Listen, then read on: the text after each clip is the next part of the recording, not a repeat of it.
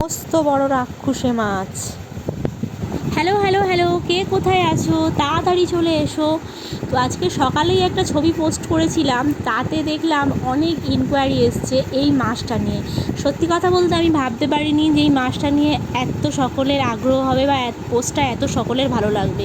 তো সে যাই হোক, এই পোস্টটাতে অনেকেই জানতে চেয়েছো যে এত বড় মাছ আমি কিভাবে কাটলাম, মাছটার নাম কি, সব কিছুই আমি এই ভিডিওতে বলবো। তার আগে বলি আমি মাছটা কাটতে পেরেছি কিনা। তো তোমরা এতক্ষণে ভিডিও দেখে বুঝতেই পেরে গেছো যে আমি মাছটা কাটতে পেরেছি কিনা। হ্যাঁ বন্ধুরা, আমি মাছটা কাটতে পেরেছি। এর থেকে আরও অনেক বড় বড় মাছও আমি কাটতে পারি। আর আমার বঁটির হালটা একবার দেখতে পাচ্ছ, দেখতেই পেলে তোমরা কীরকমভাবে খুলে যাচ্ছে। ওই বঁটিতেই আমি এই মাছটা কেটেছি। আরও যদি ভালো বঁটি হতো আমি অনায়াসে এরকম বড় বড় মাছ কেটে ফেলতে পারি। অন্য কাজ পারি না পারি, মাছটা কাটতে পারি। তো সে যাই হোক, এখন আসল কথায় আসা যাক। সেদিনকে ছিল ছুটির দিন, পহেলা বৈশাখের আগের দিন। তো ওটা চড়কের দিন। তো সেই জন্যে কর্তাবাবুর স্কুল ছুটি ছিল। এবারে তানার মাছ ধরার খুবই নেশা। এবার আমাদের পুকুরেরই এটা মাছ। তার আগে বলে দিই মাছটার নাম কি। মাছটার নাম হলো রূপচাঁদ মাছ। অনেকেই হয়তো নাম শুনেছো, অনেকেই হয়তো দেখেছো। তো মাছটা দুপুরবেলাতে কর্তামশাই ছিপ ফেলতে বসে। তো সেই ছিপ ফেলার দরুন এই মাছটা পড়ে। আর এই মাছের দাগাগুলো দেখতে পাচ্ছ কি বিশাল বড় বড়। তো মাছটা তো ধরেছে ঠিকই, কাটতে হয়েছিল আমাকে। আর এই হতচ্ছাড়া মাছকে কাটতে গিয়েই পড়েছি আমি বিপদে।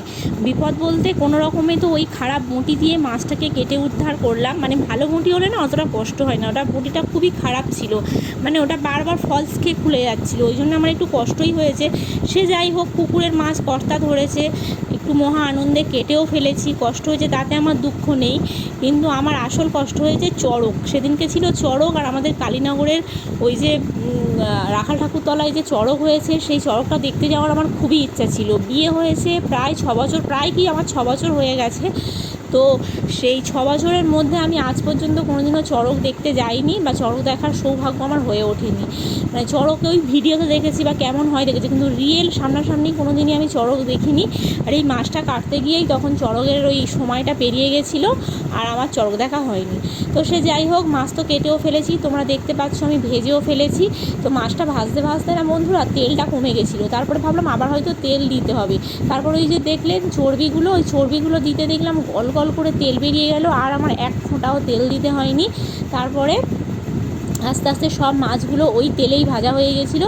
আর মুড়োটা প্রথমে ভাজতে গেলে না বন্ধুরা, বড় মাছ হোক বা ছোটো মাছ হোক, ওই সোজাভাবে দিলে প্রথমে ওই তলাটা ভালো করে ভাজা হয়ে যায়। তোমরা দেখতেই পেলে আমার কেমনভাবে ভাজা হয়ে গেছিলো।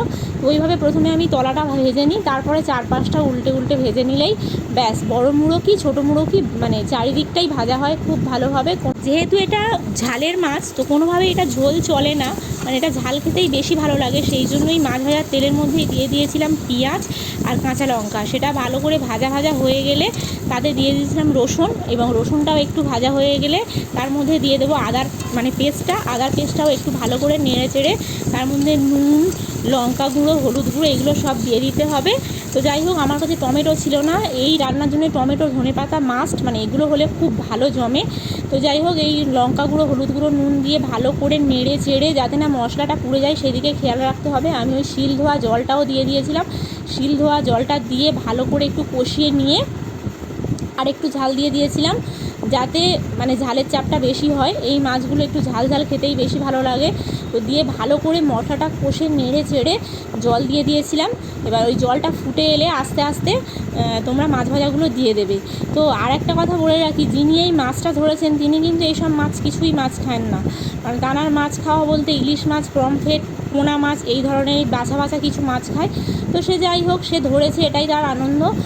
যে ডিশটাতে মাছ ভাজাগুলো তুলে রেখেছিলাম ওর মধ্যেই কতটা তেল ছিল দেখতে পেলেন। ওই তেলটাও আমি মাছ ভাজার ঝোলে দিয়ে দিলাম। তারপরে সর্ষে বাটাটাও দিয়ে দিলাম। সর্ষে বাটাটাও দিলে খুব টেস্ট হয়, ঝোলটা একটু গাঢ় হয়।